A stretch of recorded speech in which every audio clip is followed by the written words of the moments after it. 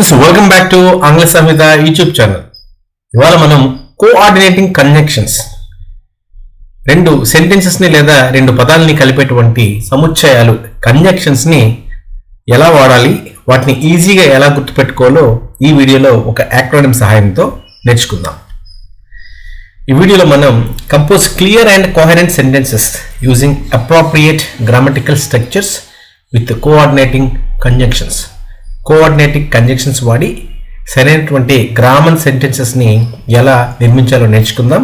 అలాగే determine proper coordinating conjunctions to complete sentences. ఒక సెంటెన్స్ని complete చేయడానికి సరైనటువంటి కంజంక్షన్ ఏదో కూడా నేర్చుకుందాం.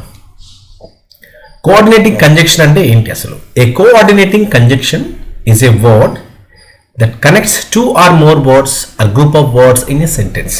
ఒక సెంటెన్స్లో ఉన్నటువంటి రెండు పదాల మధ్యన కానీ లేదా గ్రూప్ ఆఫ్ వర్డ్స్ మధ్యన కానీ ఫ్రేజెస్ మధ్యన కానీ మనం కోఆర్డినేటింగ్ కంజంక్షన్ వాడతాం. ఒకసారి మనం ఎగ్జాంపుల్ చూస్తే ఈజీగా అవగతం అవుతుంది. Fan boys. ఇంతకీ ఫ్యాన్ బాయ్స్ అంటే ఏంటంటే FANBOYS ఈ అక్షరాల క్రమంలో చేర్చుకున్నటువంటి ఒక యాక్రోనిమ్ ఫ్యాన్ బాయ్స్. దీని ద్వారా మనం ఈజీగా ఈ కోఆర్డినేటింగ్ కంజంక్షన్స్ని గుర్తుపెట్టుకోవచ్చు.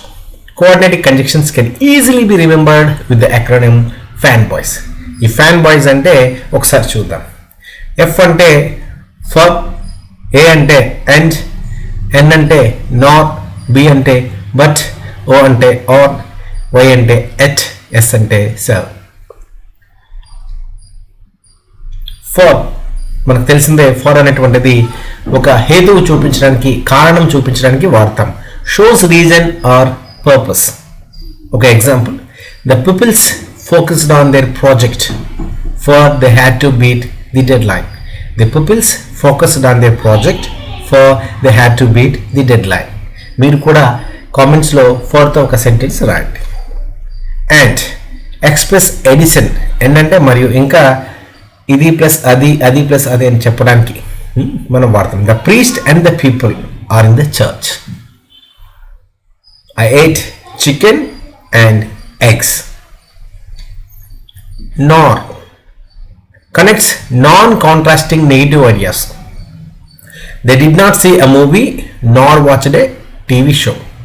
Non-contrasting ideas అంటే ఈ రెండు ఐడియాస్ కూడా వ్యతిరేకంగా ఉంటాయి. ఫర్ ఎగ్జాంపుల్, మూవీ చూడడం కానీ లేదా టీవీ షో చూడడం కానీ రెండు కూడా కాంట్రాస్ట్ లేదు. రెండు ఒక విధమైన ఏదైనా ఒక ఎంటర్టైన్మెంట్ విషయాన్ని చూడటం.